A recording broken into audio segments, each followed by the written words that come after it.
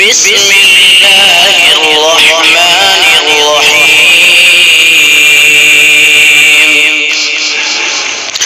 يا أيها الذين آمنوا استعينوا بالصبر والصلاة إن الله مع الصابرين. ولا تقولوا لمن يقتل في سبيل الله أموات بل أحياء ولكن لا تشعرون. ولنبلونكم بشيء من الخوف والجوع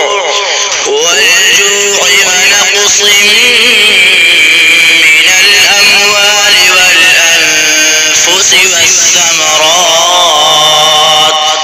وبشر الصابرين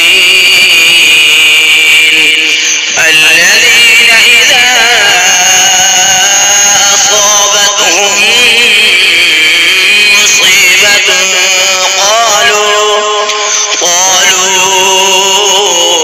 إنا لله وإنا إليه راجعون.